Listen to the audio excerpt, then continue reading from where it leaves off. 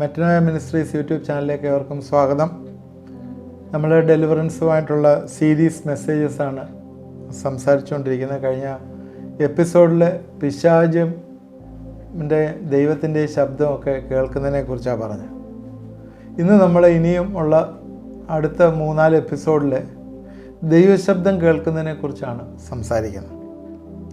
ദൈവം നമ്മളോട് സംസാരിക്കുന്നത് എങ്ങനെ മനസ്സിലാവും, എങ്ങനെ കേൾക്കും, എങ്ങനെ തിരിച്ചറിയും, അതിൽ എങ്ങനെ നമുക്കൊരു ഡെലിവറൻസ് വരും എന്നുള്ളതാണ്.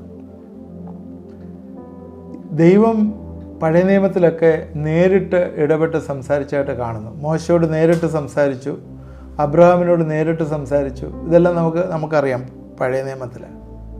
പുതിയ നിയമത്തിൽ വന്നു കഴിഞ്ഞപ്പോഴത്തേക്ക് ശൗലിനോട് സംസാരിക്കുന്ന യേശുവിനെക്കുറിച്ച് നമുക്കറിയാം. അത് കഴിഞ്ഞിട്ട് ശൗലിനുമായിട്ട് എന്നടുത്ത് പോകണ്ട എന്നൊക്കെ ഉള്ളത് ദൈവശബ്ദം ശൗല് കേൾക്കുന്നതായിട്ടും ഒക്കെ നമുക്കറിയാം. കാരണം പല സമയങ്ങളിലും പ്രാർത്ഥനയിലും അല്ലെങ്കിൽ ദൈവത്തിൻ്റെ സന്നിധിയിലിരിക്കുമ്പോഴും ദൈവം സംസാരിക്കുന്നതായിട്ട് നമുക്ക് മനസ്സിലാവും. ഇപ്പോഴും അതുപോലെ തന്നെയാണ് ദൈവം നമ്മളോട് സംസാരിക്കുന്നുണ്ട്. നമ്മളെ പ്രാർത്ഥനയിലിരിക്കുമ്പോഴും ദൈവത്തിൻ്റെ സന്നിധിയിലിരിക്കുമ്പോഴും ദൈവം നമ്മളോട് സംസാരിക്കുന്നുണ്ട്. കുറിവാക്യമായിട്ട് അപ്പോസ്തല പ്രവൃത്തി 27-25 ഇങ്ങനെയാണ് വായിക്കുന്നത്: അതുകൊണ്ട് പുരുഷന്മാരെ ധൈര്യത്തോടിരിപ്പീൻ, എന്നോട് അരുളി ചെയ്തതുപോലെ തന്നെ സംഭവിക്കും എന്ന് ഞാൻ ദൈവത്തെ വിശ്വസിക്കുന്നു. എന്നോട് അരുളി ചെയ്തതുപോലെ തന്നെ സംഭവിക്കും. ഇത് പൗലോസ് ആ കപ്പലിലുണ്ടായിരുന്ന കപ്പൽ എന്ന് പറഞ്ഞാൽ അതിനെക്കുറിച്ച് പറയാം. 276 പേര് ഉള്ള ഒരു ബോട്ട്.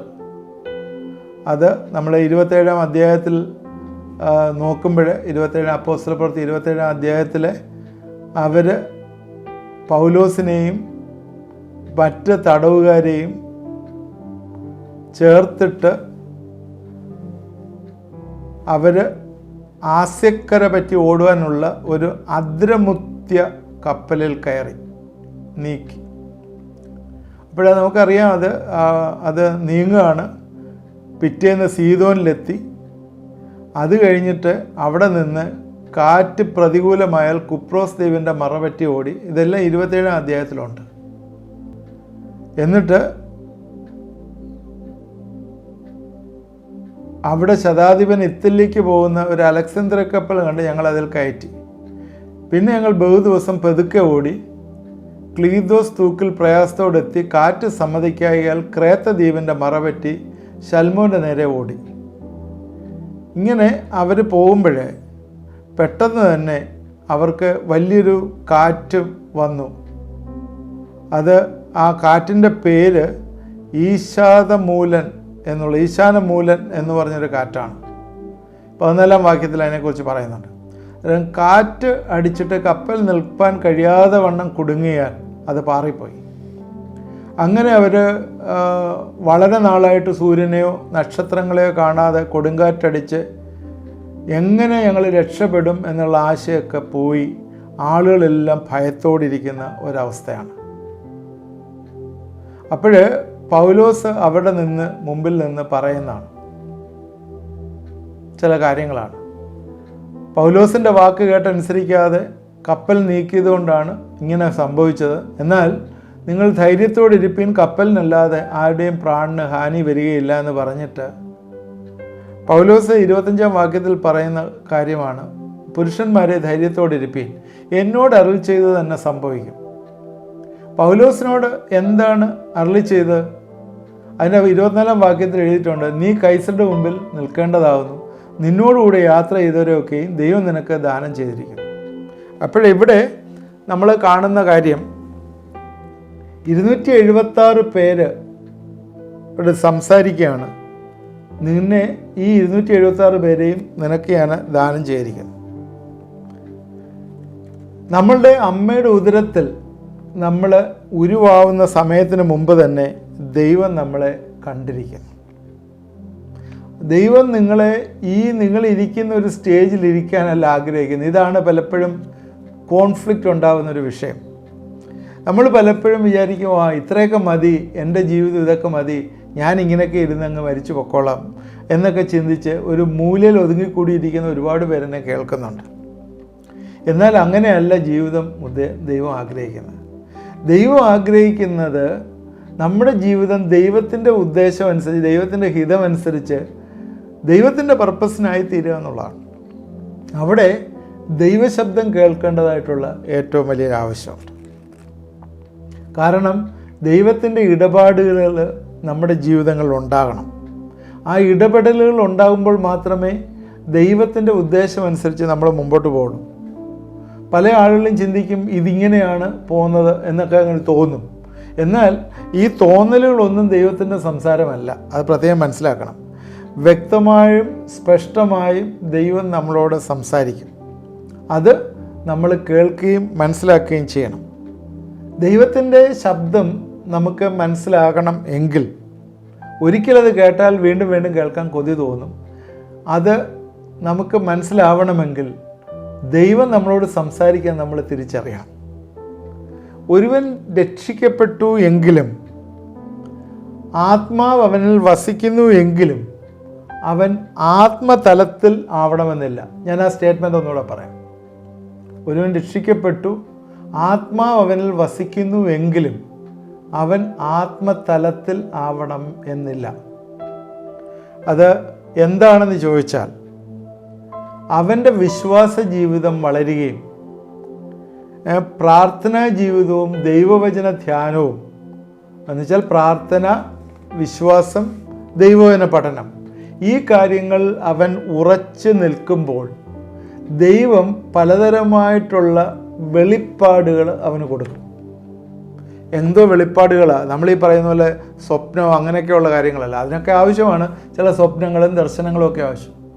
ദൈവത്തിൻ്റെ വചനം ഉള്ളിൽ ചെന്നിട്ട് അത് അവനിൽ ക്രിയ ചെയ്യുമ്പോഴേ പല വെളിപ്പാടുകളായിട്ടായിരിക്കും അവന് വരുന്നത്. അവൻ്റെ ജീവിതവുമായിട്ട് ബന്ധപ്പെട്ട് ദൈവം അവനെ പല നിലകളിലേക്ക് ഉയർത്താനായിട്ടുള്ള വെളിപ്പാടുകളാണത്, അല്ലാതെ വേറെ വെളിപ്പാടുകളല്ലത്.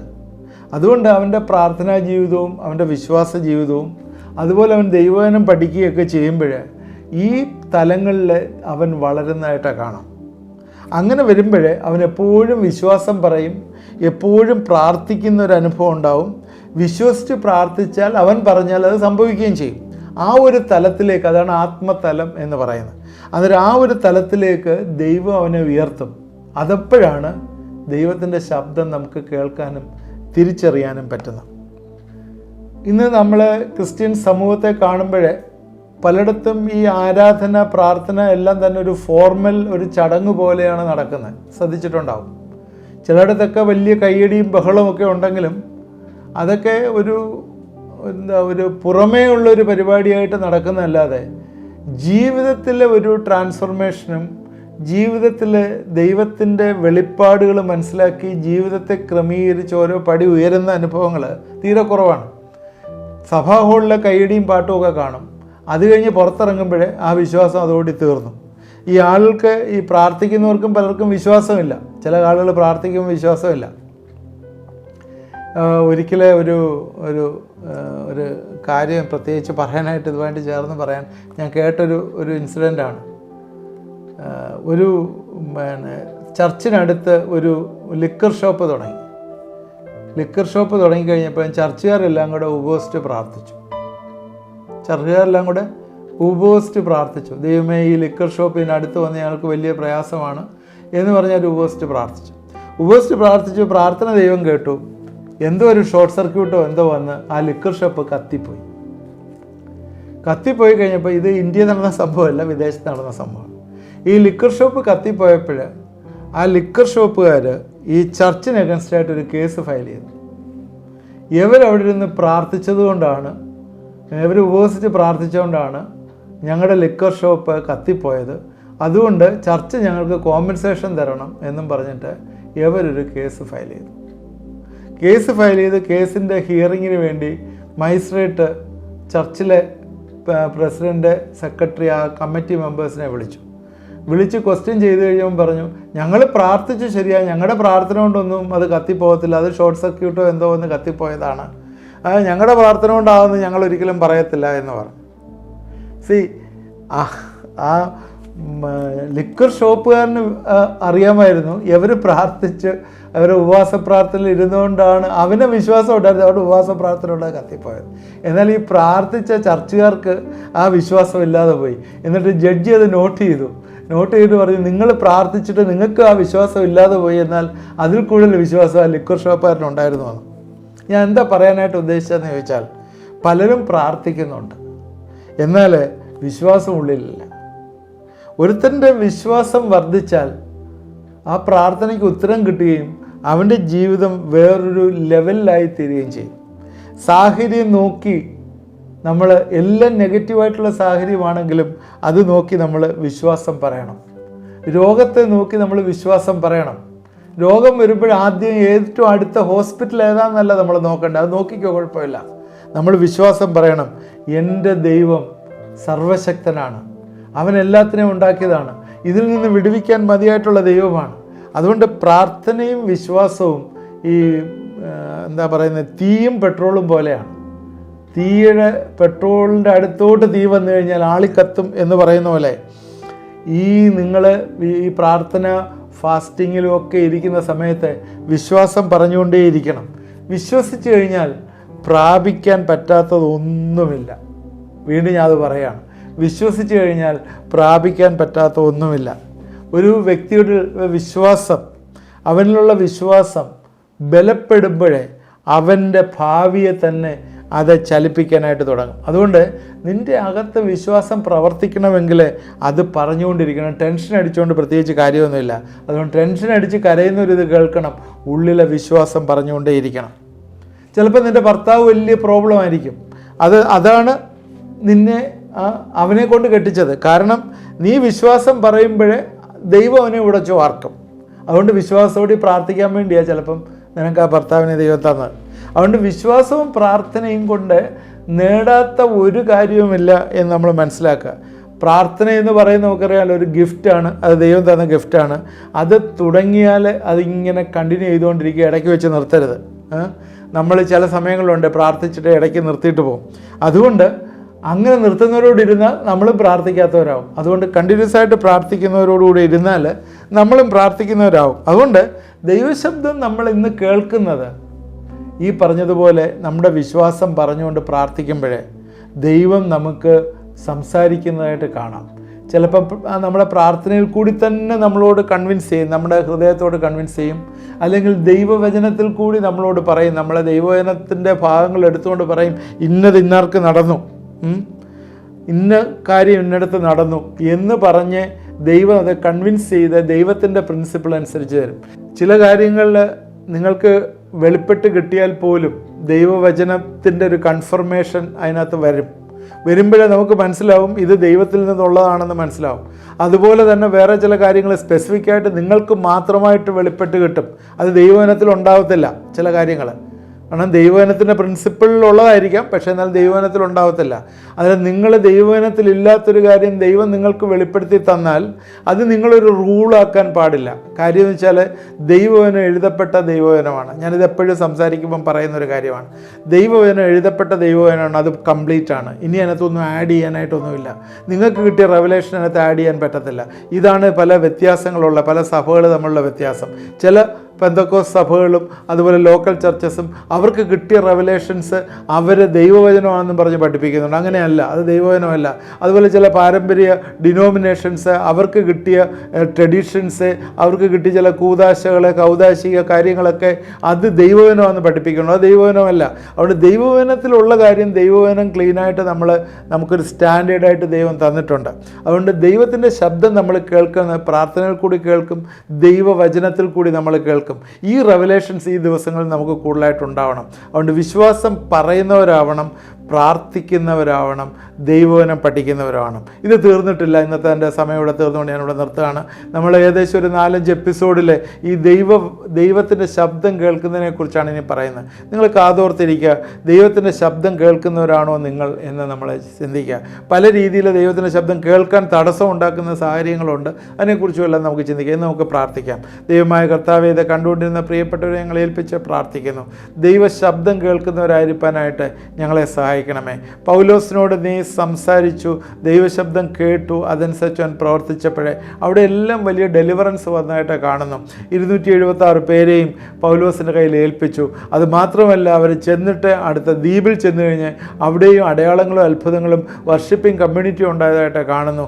അവരെ അവിടുന്ന് രാജാവിനെ പോലെ അവരെ യാത്ര അയച്ചു എന്ന് കാണുന്നു. ദൈവമേ, ഇതെല്ലാം തന്നെ കർത്താവെ കാണിക്കുന്നത് ദൈവത്തിൻ്റെ വചനം, ദൈവത്തിൻ്റെ ശബ്ദം കേട്ട് മുമ്പോട്ട് പോകുമ്പോഴേ നിൻ്റെ വഴികൾ നീ ക്ലിയറാക്കി തരുന്നു എന്നുള്ളതാണ്. കർത്താവെ, നിൻ്റെ ശബ്ദം കേട്ട് നീ ജീവിപ്പാനായിട്ട് നീ ഞങ്ങളെ സഹായിക്കണമേ. ഈ ദിവസങ്ങൾ ദൈവസന്നിധിയിൽ അനേക സമയങ്ങളിരുന്ന് പ്രാർത്ഥിപ്പാനായിട്ട് കർത്താവെ, ഞങ്ങളെ വിശ്വാസം ധൈര്യത്തോടെ പ്രസ്താവിപ്പാനായിട്ട്, ദൈവത്തിനെ പഠിച്ച് അതിൽ ബലപ്പെടുവാനായിട്ട് കർത്താവെ നീ ഞങ്ങളെ സഹായിക്കണമേ എന്ന് പ്രാർത്ഥിക്കുന്നു. ഇത് കണ്ടുകൊണ്ടിരിക്കുന്ന ആരെങ്കിലുമൊക്കെ എന്തെങ്കിലും കൺഫ്യൂഷൻസ് ഇതുമായിട്ട് ചേർന്നുണ്ടെങ്കിൽ അതൊക്കെ നീ മാറ്റിക്കളയണമേ എന്ന് പ്രാർത്ഥിക്കുന്നു. ദൈവവചനം കേട്ടതിൽ ബലപ്പെട്ട് ഞങ്ങളുടെ ജീവിതങ്ങളിൽ, പ്രത്യേകിച്ച് ഞങ്ങളുടെ ആത്മീയ ജീവിതങ്ങളിൽ വലിയൊരു ഡെലിവറൻസ് വരുവാൻ ഈ ദിവസങ്ങൾ ഞങ്ങളെ സഹായിക്കണമെന്ന് പ്രാർത്ഥിക്കുന്നു.